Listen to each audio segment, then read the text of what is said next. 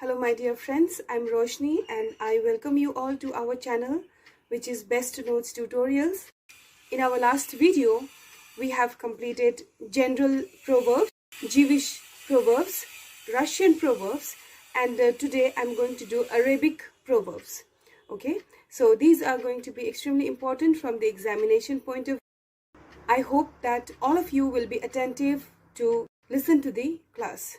Let's begin with our class and please be attentive and be with pen and paper to write down the notes. Let's begin. So friends, let's begin with our class today. And today I have taken Arabic proverbs.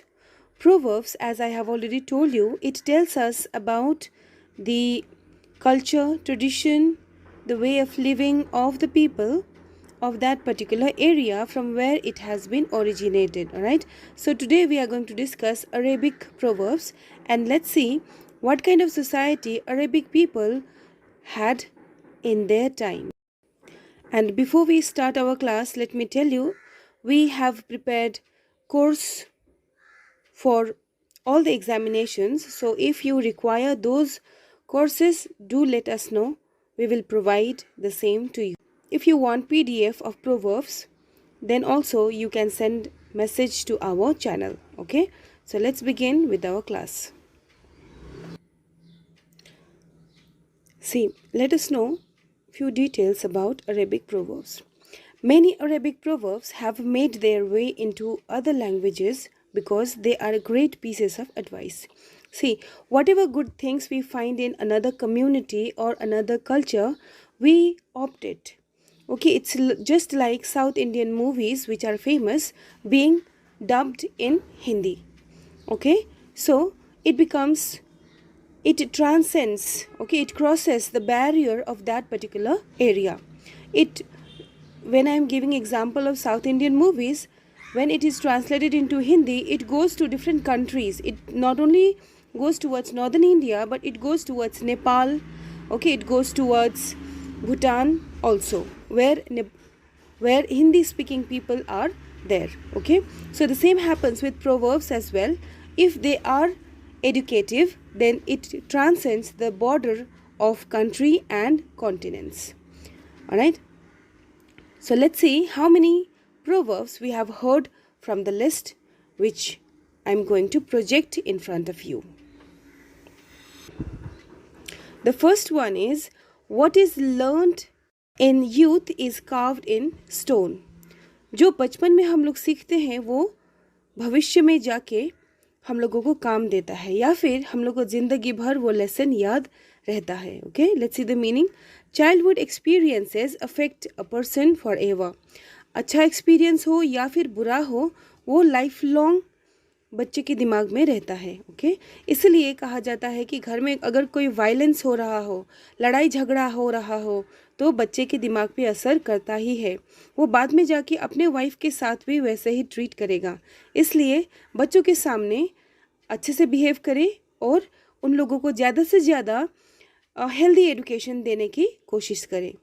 जब parents लोग अच्छा बोलेंगे, parents लोग अच्छे behaviour में रहेंगे, तभी बच्चे लोग भी सीखेंगे. इसलिए चाइल्डहुड जो है वो कहा जाता है स्प्रिंग ऑफ वंस लाइफ. ठीक है, बसंत सीजन है किसी इंसान के लाइफ में, इसलिए आप लोगों को उसको संवारना है. ऑलराइट, तो इसका मीनिंग यही है. चलिए एग्जाम्पल देख लेते हैं. Children should be given right education and ambience. Ambience मतलब सराउंडिंग. ओके, आसपास का जो माहौल है उसको बोलते हैं ambience. Because what is learned in youth is carved in stone. carved in stone मतलब जैसे पत्थर की लकीर बोलते हैं ना, जिसको एक बार हम लोगों ने बना दिया तो उसको मिटाना बहुत मुश्किल होता है. ऑलराइट, तो बचपन में जो भी एक्सपीरियंसेस दिमाग में फिट हो जाता है उसको इरेज करना, it is next to impossible, नामुमकिन है. I hope it's clear. Let me move towards another proverb. Secrets are like birds.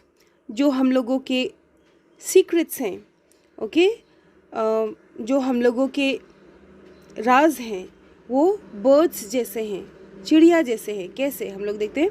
When they leave your hand they take flight.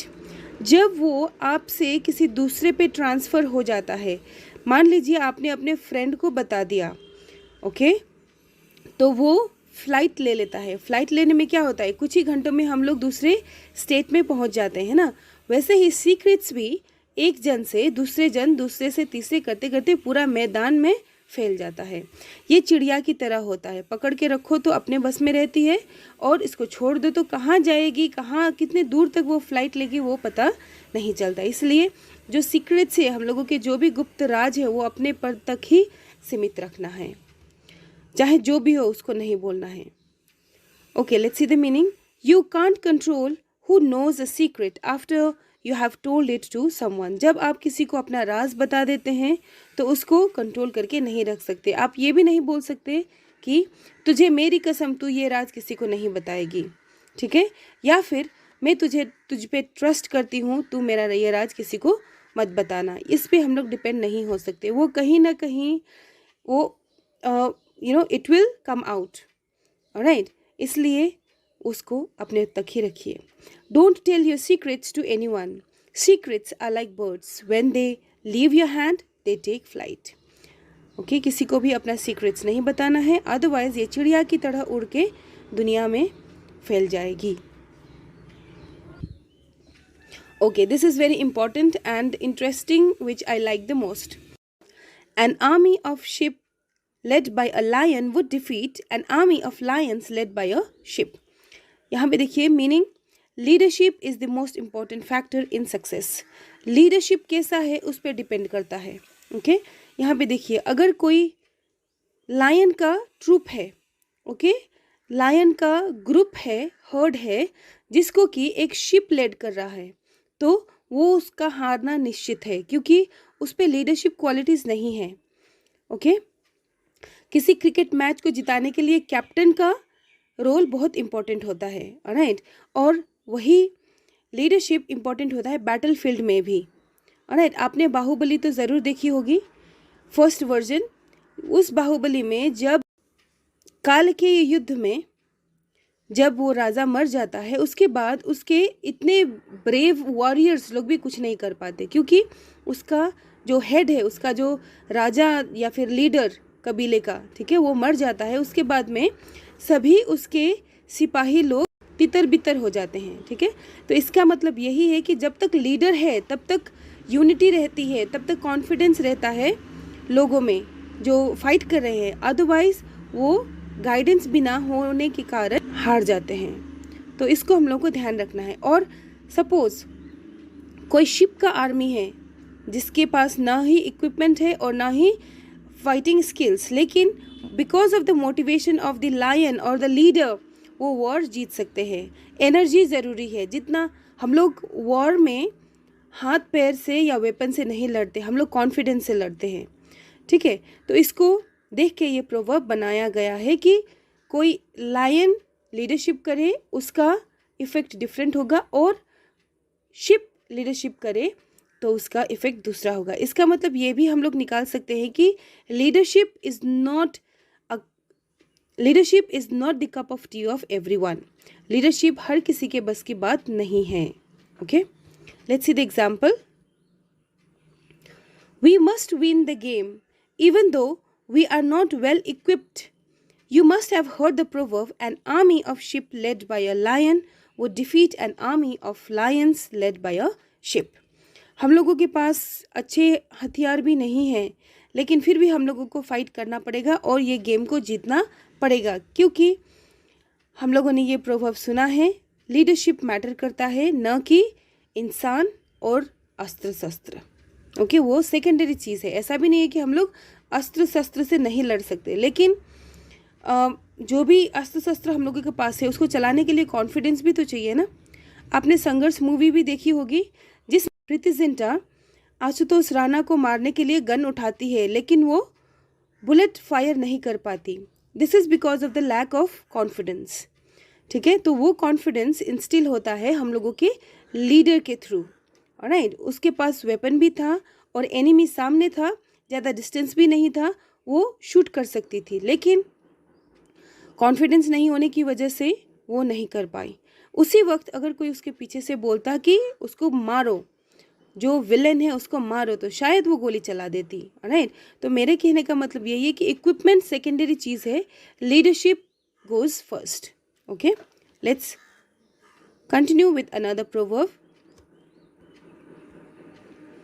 Ask your purse what you can buy. अपने जेब को पूछिए, अपने wallet को पूछिए कि आप क्या खरीद सकते हैं। इसका मतलब जेब में देखिए कितना पैसा है, उसके बाद ही आप चीज़ें खरीदिए। मीनिंग देख लेते हैं exact. Don't spend more money than you have. आपके पर्स में जितना मनी है उसी का खरीदारी कीजिए। ऐसा नहीं कि आप क्रेडिट कार्ड से क्रेडिट लेके कर लेंगे, बाद में पे करना है बोल के, ठीक है, या फिर अपने फ्रेंड से बोरो कर लेंगे कि चलो बाद में इसको दे देंगे। ऐसा बिल्कुल नहीं करना है। अगर आप एक हैप्पी लाइफ चाहते हैं तो ये बिल्कुल नहीं करना है। ओके, ज़रूरत की चीज़ों के लिए ठीक है, लेकिन अननेसेसरी चीज़ों के लिए आपको मनी बोरो नहीं करना है। Let's see the example. When I am in the mall, I ask my purse what I can buy, as I don't want to borrow money for unnecessary things. बहुत ही apt example है यहाँ पे, जो कि हर किसी को सोचना चाहिए। कोई है लेडी या फिर मैन ऑल्सो, जो बाहर जब जाती है तो अननेसेसरी चीज़ खरीदने से अवॉइड करती है ताकि उसको किसी और से बोरो नहीं करना पड़े। This is important one and the earlier one as well. Okay, I have included all important ones, so you please take note of all that. Next is excuses are worse than the original fault. जब हम लोग कोई गलती करके excuses देना शुरू करते हैं, वो बहुत ही बुरा है ओरिजिनल फॉल्ट से। ओके, बहुत ही वर्स, मतलब डेंजरस भी इसको बोल सकते हैं ओरिजिनल फॉल्ट से। इट इज़ बिकॉज जब हम लोगों को एक्सेप्ट करने का सहूलियत नहीं मालूम तो हम लोग उसको सुधारेंगे भी नहीं। जब तक डॉक्टर प्रॉब्लम को लोकेट नहीं करता तब तक उसका क्योर वो नहीं दे पाएगा। वो यहाँ पे वैसा ही है। अगर हम लोग एक्सक्यूज़ करेंगे, एक्सक्यूज़ेस की मदद से हम उस सिचुएशन से निकल जाएंगे, वो ठीक नहीं है। जब तक आपको रियलाइज़ नहीं होगा तब तक आप नेक्स्ट टाइम भी वही मिस्टेक दोहराएंगे। ऑलराइट, तो इसका मतलब है making excuses for a mistake is verse than the mistake itself. Mistake तो कर ही दिया आपने, वो तो गलती है ही, लेकिन इसको एक्सेप्ट नहीं करने से क्या होगा, उससे बड़ी गलती हो जाएगी। ये इसलिए क्योंकि ये आपका फ्यूचर जो है वो डैमेज करेगा। Alright, let's see the example. Please mend your mistakes on time, remember excuses are worse than the original fault. अपना जो भी मिस्टेक्स आपने किया उसको मेंड करो, उसको फिक्स करो, ठीक करो उसको, नहीं तो आपको बहुत भारी कीमत चुकानी पड़ेगी इसके लिए। Okay, let's move to another one now. If you build a pit for an enemy you will fall into it. जब आप दूसरों के लिए गड्ढा खोदते हो, पिट मतलब गड्ढा, तो आप उसी में गिर जाते हो। Unkind actions will ultimately harm the person doing them. ये तो सही है। whatever you do that will come back to you in unexpected ways, right? जो आप करोगे वो तो वापस आपके पास आएगा ही, इसलिए वो करो जो अच्छा है। अदरवाइज अगर दूसरों के लिए गड्ढा खोदेंगे तो आप उसी गड्ढे में गिरेंगे। ठीक है, इसको लिटरली भी देख सकते हैं, इसको मेटाफोरिकली भी देख सकते हैं। राइट, तो इससे हम लोग को बचना है। इंसान है, इंसान की मदद करना चाहिए ताकि हम लोग एक हेल्दी एनवायरनमेंट अपने चारों ओर दे सकें। You were talking behind my back yesterday. Keep in mind, if you build a pit for an enemy, you will fall into it. किसी ने अपने बारे में बैक बाइटिंग करते हुए किसी को सुना तो वो उसको बोल रहा है कि तुमको ये चीज़ से बाज आना चाहिए। अपने दिमाग में रखो कि जो दूसरों के लिए गड्ढा खोदते हैं वो खुद ही उसमें गिर जाते हैं। तो हो सकता है कि जिसके साथ इसने चुगली की वो नेक्स्ट डे उसी आदमी का चुगली करने लगे, है ना। तो वैसा बिल्कुल भी नहीं करना है। ये नहीं सोचना है कि आज मैंने एक की चुगली कर दी तो वो जो ग्रुप जिसके साथ चुगली हुआ है वो आपका चुगली नहीं करेगा। जो भी एब्सेंट होगा वो ग्रुप में उसी का बात होगा। ठीक है, तो उसको अवॉइड करना है।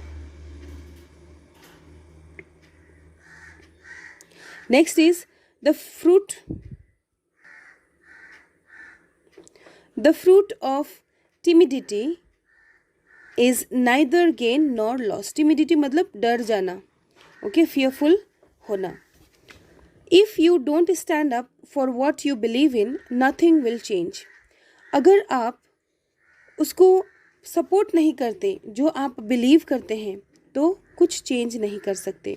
सपोज कोई इंसान है जो कि डाउरी के अगेंस्ट में है, लेकिन उसको बोलने से वो डरता है अपने फैमिली मेम्बर्स को, सोसाइटी वालों को, तो वो डर की वजह से कोई चेंजेस नहीं ला पाएगा. इसलिए जो डर है वो उसी के साथ रहेगा, ना गेन होगा ना ही लॉस होगा. जब वो उसके साथ स्टैंड करेगा, या तो वो डाउरी सिस्टम को टोटली चेंज कर देगा या फिर उसको हार्म हो सकता है. ये भी पॉसिबिलिटी है, वो खुद को हार्म हो सकता है ना. तो इसीलिए बताया गया है गेन या फिर loss. Neither gain neither loss. जब आप डर के रहेंगे तो उसका ना गेन होगा ना ही लॉस होगा. जो सिचुएशन चल रहा है उसी के अकॉर्डिंगली चलेगा. Okay, example is take action at right moment. The fruit of timidity is neither gain nor loss. अगर राइट मोमेंट पे एक्शन नहीं ले तो कुछ चेंज नहीं होने वाला. Let's see next. Time is money. Very important. Time is money. People keep wasting their time over mobile phone and over television. Okay, they should avoid doing it. Right now अभी क्या है माहौल की हर चीज़ के लिए ऑनलाइन हम लोगों को डिपेंड होना पड़ता है. लेकिन कुछ लोग ऐसे हैं जो कि फ्लिमजी प्रिटेक्स्ट लेके, एक्सक्यूजेज लेके बोलते हैं कि हम लोग को मोबाइल चाहिए, पढ़ना है, हम लोग को मोबाइल चाहिए, पढ़ना है. अगर वो पढ़ते हैं तो it's well and good, it's wonderful. अगर वो नहीं पढ़ते हैं और जस्ट टाइम पास करने के लिए फ़ोन यूज़ करते हैं तो that is very wrong. That is why time is money. Wasting time is wasting a valuable resource. क्योंकि वो टाइम ड्यूरेशन में आप बहुत कुछ पा सकते हैं, नेम, फेम, मनी, है कि नहीं. तो इसके लिए आपको मेहनत करना पड़ेगा. और मेहनत कब करेंगे? जो टाइम आप वेस्ट कर रहे हैं मोबाइल फ़ोन या फिर दूसरी चीज़ों में, उसको सेव करके उसको यूटिलाइज़ करेंगे, तभी आपके पास पैसा आएगा, नाम आएगा, शोहरत आएगी. अगर नहीं तो आप later on you will regret it. Okay, let's see the example. Avoid using mobile phone unnecessarily. Time is money. Unnecessarily, ठीक है, नेसेसरीली यूज़ कर सकते हैं क्योंकि हम लोग वीडियोस बनाते हैं यूट्यूब के लिए, वो मोबाइल फ़ोन से ही बनाते हैं, है ना. तो वो वेस्टेज नहीं होगा. हर चीज़ को पॉजिटिव और नेगेटिव वे में यूज़ करने का तरीका होता है. अगर एक छुरी हम लोग किसी का मर्डर करने के लिए यूज़ करते हैं तो ऑब्वियसली वो नेगेटिव यूज़ हुआ. अगर उसको पॉजिटिव, उसका जो काम है उस पर यूज़ करते हैं तो कोई दिक्कत नहीं है ना. तो हर चीज़ का नेगेटिव पॉजिटिव एस्पेक्ट होता है which we have to see properly. Alright, so I hope this was easy and it's understood by everyone. Next is whoever gets burned by soup blows on yogurt. Soup तो आपको मालूम है क्या है. Yogurt मतलब दही, ठीक है. हिंदी में बोलते हैं ना, जिसका दूध से मुंह जला हो वो दही भी फूंक के पीता है. इसका इंग्लिश ट्रांसलेशन है ये, whoever gets burned by soup blows on yogurt. दही भी फूंक के पीता है. इसका मीनिंग है once bitten twice alert. एक बार कुछ काम बिगड़ा है तो 2 बार अलर्ट रहेंगे.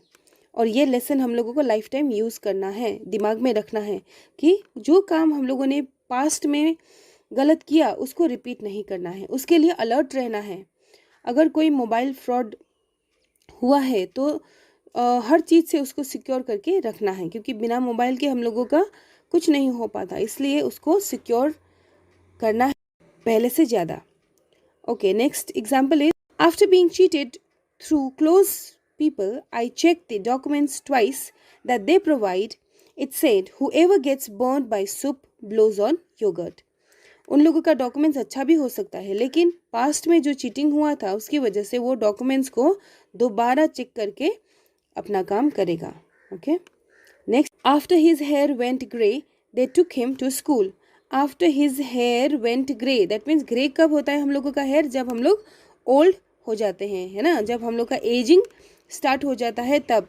बीमारी की बात छोड़ दें, अभी तो बच्चों का भी ग्रे हेयर निकलने लगा है, लेकिन हम see exceptions can not be examples. Okay, therefore ये ग्रे हेयर को हम लोग ये नहीं बोलेंगे कि बचपन में ही ग्रे हेयर तो निकल आते हैं. इसको हम लोग ओल्ड एज से ही कंपेयर करना पड़ेगा हम लोगों को. अगर हम लोग लिटरेचर से इसको रिलेट करते हैं तो।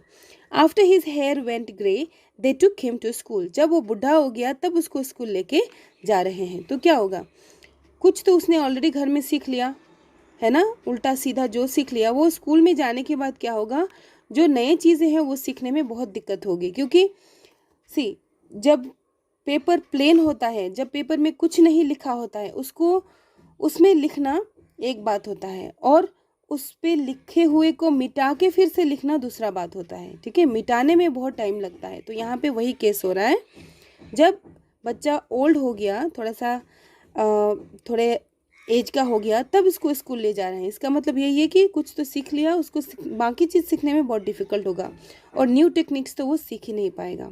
ही is just in 5th standard as after his hair went grey his parents took him to school. वो अभी सिर्फ 5th क्लास में है क्योंकि उसके पेरेंट्स ने उसका ग्रे हेयर होने के बाद में स्कूल में भेजा उसको। ओके, इसका मतलब यही है कि टाइम निकल जाना किसी चीज़ के लिए और वो काम करना। चलिए आगे बढ़ते हैं। Whoever plays with a cat will find his claws। जो बिल्ली के साथ खेलेगा उसको उसके नाखूनों से जख्म तो लगना ही है ना। मीनिंग है if you play with fire you are going to get burned. अगर आप आग से खेलोगे तो आग से तो झुलसना होगा ही। ठीक है, तो इसका मतलब यही है कि जो भी काम हम लोग कर रहे हैं उस पर अलर्ट रहना है। अगर अच्छा करेंगे तो अच्छा रिजल्ट आएगा, बुरा करेंगे तो बुरा आएगा, है ना। अगर हम लोगों को कैट से नहीं खेलना, अगर हम लोगों को क्लॉज से प्रोटेक्ट करना नहीं आता तो कैट से भी खेलना बंद करना होगा। अगर हम लोगों को जलने से डर है तो हम लोग को फायर से भी अलग रहना पड़ेगा। ऑलराइट, चलिए एग्जाम्पल देख लेते हैं। Mind your own business because whoever plays with a cat will find his claws। अपना बिजनेस जो है, बिजनेस मतलब अपने काम से काम रखो। ठीक है, इसका हिंदी ट्रांसलेशन होगा अपने काम से काम रखने को। Mind your own business because whoever plays with a cat will find his claws।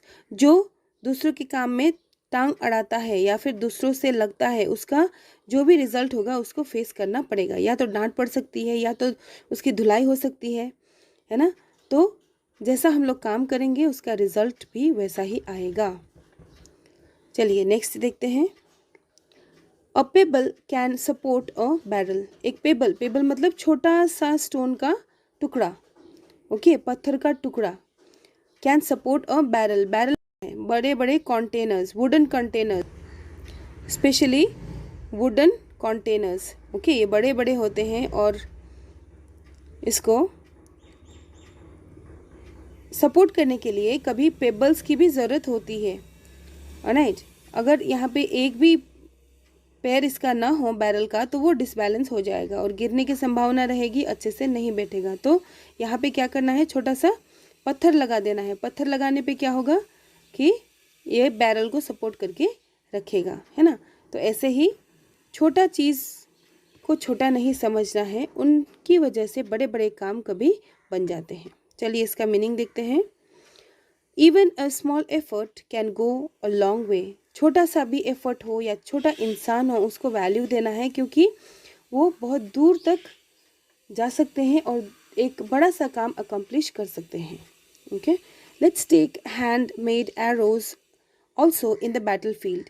Somewhere I heard a pebble can support a barrel. कोई अपने बैटल के लिए जा रहा है, लड़ाई करने जा रहा है, अपने अस्त्र शस्त्र तो उसने ले ही लिया, लेकिन वो चाहता है कि हाथ से बने हुए तीर को भी लेके जाए ताकि बैटल फील्ड में कोई कमी ना हो। और किसी ने कहा है कि छोटा सा भी चीज़ जो है वो बड़े चीज़ को सपोर्ट कर सकता है, इसलिए वो एरो की बात ज़रूरत हो, है ना, ये ज़रूरत हो ही सकता है, इसलिए वो लेना चाहता है। तो इसी को बोलते हैं हम लोग a pebble can support a barrel. Next is walk in a funeral procession not in a marriage. यहाँ पे देखिए, फ्यूनरल सेरेमनी में जो प्रोसेशन जाता है उसका आप भले ही मेंबर बन जाएं, उसमें आप जाके इन्वॉल्व हो जाएं, लेकिन मैरिज में मत होना, शादी में मत होना। ये इसलिए क्योंकि शादी कराने के बाद अगर ये शादी अच्छे से नहीं चलती तो जितने भी ब्लेम्स है वो शादी कराने वाले पे जाता है, ठीक है। जबकि फ्यूनरल में जाएंगे तो क्या होगा, जो मरा हुआ तो उठ के आने वाला है नहीं, है ना। इसलिए मैरिज से दूर ही रहें, इसका कहना ये है। डोंट प्ले मैच मेकर, जोड़ी लगाने वाले का काम मत कीजिए।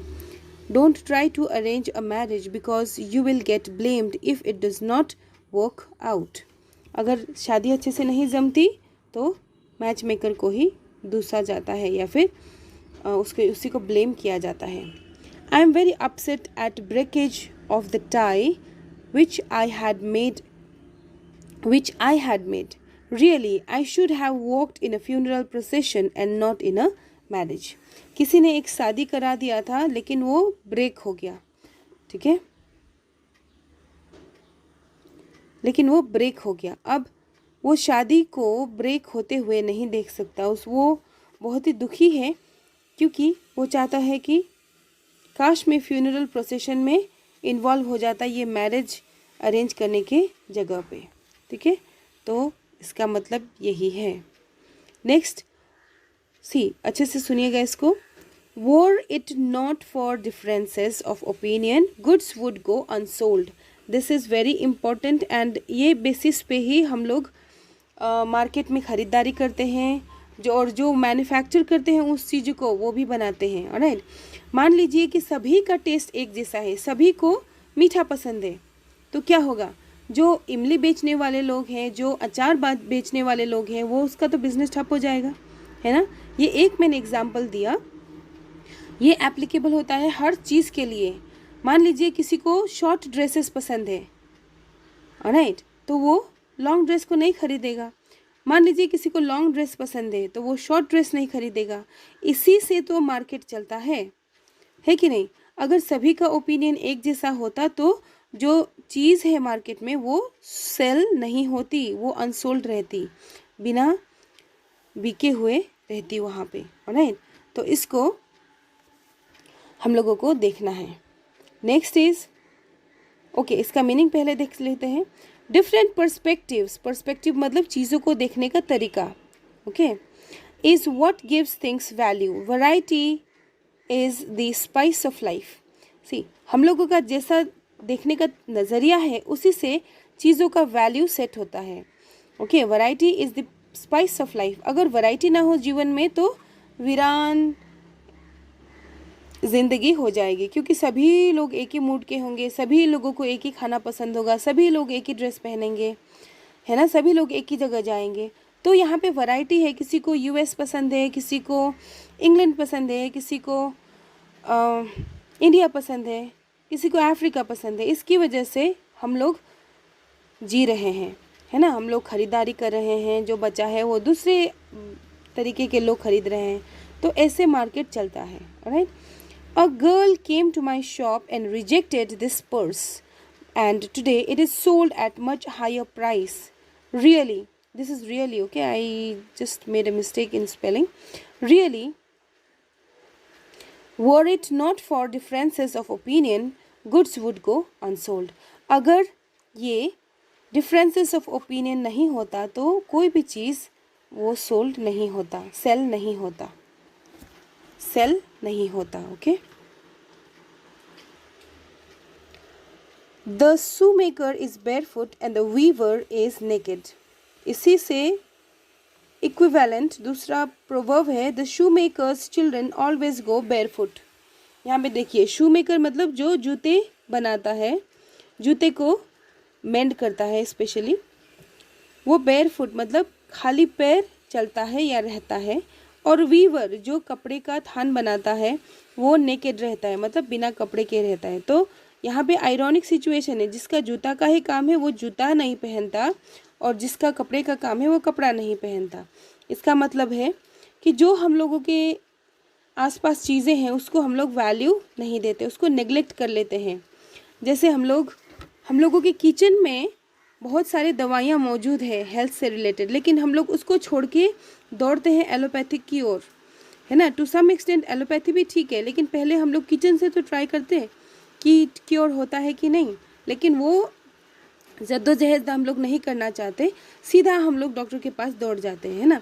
तो यहाँ है कि जो हम लोग के आसपास चीज़ें हैं वो हम लोग नेग्लेक्ट करते हैं। See people tend to neglect the things closest to them, और alternatively they fail to apply the advice and advice they have for others to their own life. Okay, दूसरों के एडवाइस को ज़्यादा अपने पे हावी होने देते हैं, न कि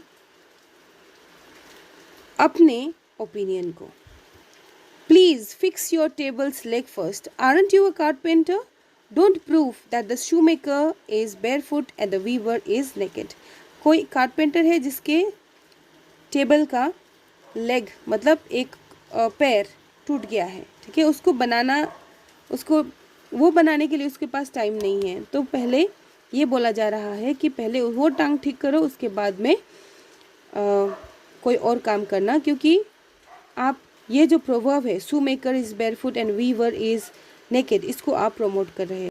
यानी कि अपना काम पहले नहीं करते हम लोग, पहले बाहर का काम जहाँ से कि पैसा आता है वो काम करते हैं, उसके बाद में अपने बारे में सोचते हैं। Okay, let's move to the another one. He whose house is made of glass should not throw stones at people। इसको मैं हिंदी डायलॉग में ट्रांसलेट करती हूँ तो आपको समझ में आ जाएगा। जानी जिनके घर शीशे के हो वो दूसरों के घर में पत्थर नहीं फेंका करते। ये आपने हिंदी डायलॉग तो सुना होगा ना आपने, तो इसका ट्रांसलेशन यही है। Those who have faults in them should not point on others। जो खुद फॉल्ट से, गलतियों से भरे हुए हैं, उनको दूसरे पे फॉल्ट नहीं ढूंढना चाहिए।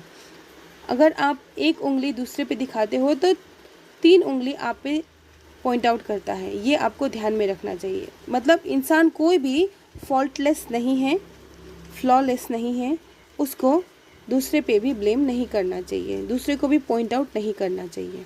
Let's see the example. Before blaming me he should have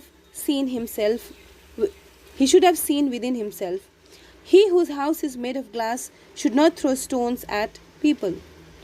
जिनके घर शीशे के बने हो वो दूसरों के घर में पत्थर नहीं फेंका करते, या फिर नहीं फेंकना चाहिए। दूसरा देखिए, बहुत important. Fool me once shame on you, fool me twice shame on me. एक बार मुझे बेवकूफ़ बनाइए, वो आपकी गलती होगी, आपको शेम कहा जाएगा या फिर दूसरा जाएगा, आपको ब्लेम किया जाएगा। लेकिन अगर दूसरी बार आप फूल बना पाते हो मुझे, तो मुझ पे लानत है। ये इसलिए क्योंकि a believer is not bitten from the same hole twice. Okay, जो बिलीव करते हैं किसी चीज़ पे, वो उसको एक ही जगह 2 बार काटना बहुत ही मुश्किल है, राइट। क्योंकि एक ही बार में अलर्ट हो जाना चाहिए। अगर फिर भी वो काट लेता है तो क्या होगा, जो इंसान को काटा है वो उसको शेमफुल होना चाहिए। Don't forget how he cheated on you, if you want to go back remember the proverb, fool me once shame on you, fool me twice shame on me. Okay, अगर आप उसके पास वापस जाना चाहती हो या चाहते हो उसके चीटिंग करने के बावजूद भी, तो आपको ये प्रोवर्ब याद रखना चाहिए। क्योंकि एक बार चीटिंग करे तो वो उसका गलती है, 2 बार करे तो आपकी गलती है। Live with in your means, जितनी लंबी चादर उतनी पसारो पाँव। इसका मतलब ये होगा, stretch your legs as far as your blanket extends. ठीक है, I never go to the mall, I live with means. जितना लंबा चादर है उतना ही ज़्यादा मैं पैर पसारती हूँ, मैं मॉल्स वगैरह नहीं जाती, क्योंकि मॉल जाने का मतलब है अननेसेसरी चीज़ों का खरीदारी करना। Next is very famous, the shroud has no pockets. Shroud मतलब कफन। ओके, कफन जो इंसान को मरने के बाद में लगाया जाता है। श्राउड हैज़ नो पॉकेट्स, कफन में जेब नहीं होती, इसलिए ज़्यादा ग्रीडी होना, ज़्यादा लालची होना ठीक नहीं है। You can't take it with you when you die, आप कुछ यहाँ से नहीं ले जा सकते मरने के बाद, इसलिए आपको ग्रीडी होना नहीं चाहिए और कंजूस भी नहीं होना चाहिए।